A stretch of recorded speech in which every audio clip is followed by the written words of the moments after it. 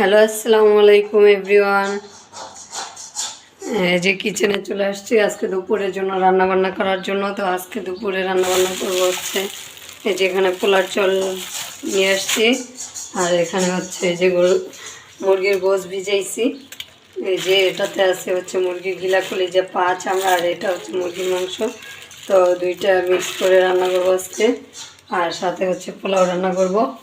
তার জন্য সব জোগাড় করে নিয়েছি, এখন হচ্ছে রান্না বান্না চড়াবো। মেম তোমার কতটুকু রান্না বান্না? এই যে কাটাকাটি করে নিয়েছি, এখানে এই যে মুরগির মাংস ধুয়ে নিয়েছি, তারপরে হচ্ছে এখানে পেঁয়াজ মরিচ ওই যে মুরগির মাংস রান্না করবো আর পোলাও রান্না করবো তার জন্য কেটে নিয়েছি, আর মশলা সব জোগাড় করে নিয়েছি যে। আর হচ্ছে এখানে হচ্ছে আদা বাটা রসুন বাটা আছে, ফ্রিজ থেকে নামাইছি। যেগুলো সব কিছু জোগাড় করা শেষ। এখন এই যে মানে দুই একটা আলু দিব ইসের সাথে, এই যে ছোটো ছোটো সাইজের আলুগুলো নিয়ে আসছে, এখন এগুলো কেটে সুন্দর মতো তারপরে দিয়ে দিব। তো ওই আলুগুলো কিন্তু খেতে বেশি ভালো লাগতো, তো আমাদের বাসায় আবার ছিলকা সহ পছন্দ করে না দেখে ছুলে দিই।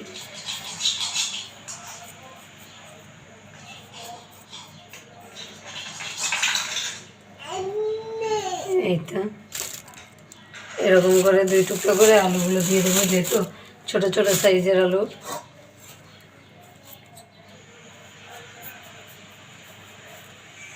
এখন আমাদের এদিকে হচ্ছে নতুন আলু উঠে নাই, শীতে তো সবসময় নতুন আলু উঠে যায়, তো এখনও দেখি নাই, তার জন্য এই পুরানো আলুগুলোই নিয়ে আসছি।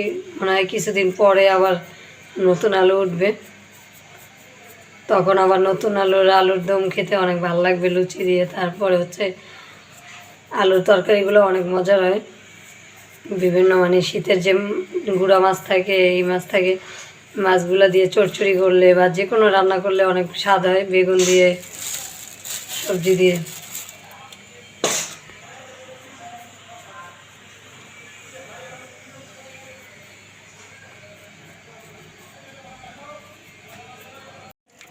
আজকে একটু বেশি পরিমাণে আলু দেব।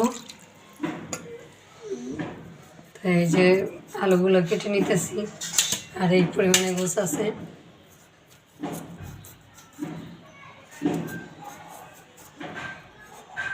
আর আমাদের বাসায় আলু তরকারিটা বেশি পছন্দ করে সবাই। তো যেদিন আলু মানে আলু দিব শুনে, তো সেদিন বলে যে একটু বেশি করে আলু। হ্যাঁ মামা,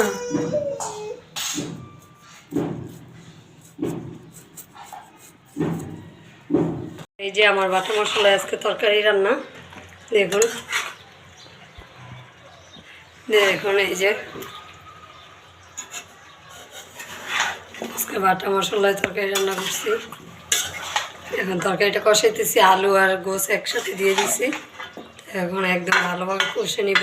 এখন ঢেকে দিব, অল্প একটু পানি দিয়ে ঢেকে দিব, যাতে একদম কষে মাংসটা আর আলুটা একদম পুরোপুরি সম্পূর্ণ সিদ্ধ হয়ে যায়। আর বাকি পানিটা তো এমনি বের হবে আলু থেকে। এই তো এখন ঢেকে দিব, ঢেকে দেওয়ার পরে একদম 15 থেকে 20 মিনিট কষাই নিব। সুন্দর মতো ঢেকে দিলাম, তারপরে হচ্ছে সুন্দরভাবে কষে যাক। তারপরে গরম পানির ঝোলটা দিয়ে দেবো, মানে গরম পানি করে রাখছি, তাহলে তরকারিটা তাড়াতাড়ি সিদ্ধ হয়ে যায়। এসে এখন হচ্ছে পোলার চালগুলো সুন্দরভাবে একটু পরিষ্কার পানি দিয়ে ধুয়ে নিতেছি। এই যে ধোয়া শেষ, এখন জড়া দিয়ে দিব যাতে। আর পোলাও রান্না করার আগে পোলার চালটা সুন্দরভাবে ধুয়ে রাখলে পরে হচ্ছে পোলাওটা ঝরঝরা হয়, আর পানিটাও ঝরে যায়, একদম চালগুলো শুকনো শুকনো হয়ে যায়, তখন পোলাওটা রান্না করতে সুবিধা হয়। তো আমি সবসময় যেরকম করি ওই রকমই আজকেও সেম পোলার চালগুলো ধুয়ে এখন জড়া দিয়ে রেখে দিব, তারপরে তেলে ভেজে তারপরে রান্না করব। তো গাইস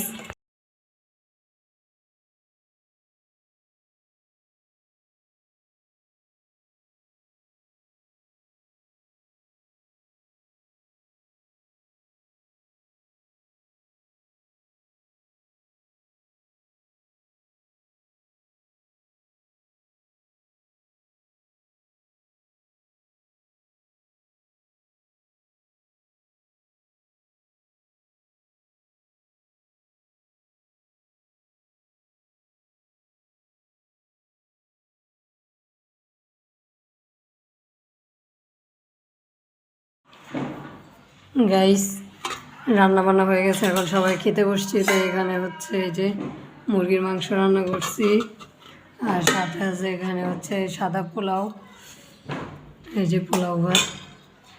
তো আজকে খানা দানা দুপুরেই সবাই হচ্ছে মুরগি আর হচ্ছে পোলাও দিয়ে দুপুরে খানা দানা করবে। তো এই তো আজকে ভিডিওটা এই পর্যন্তই। আল্লাহ হাফেজ।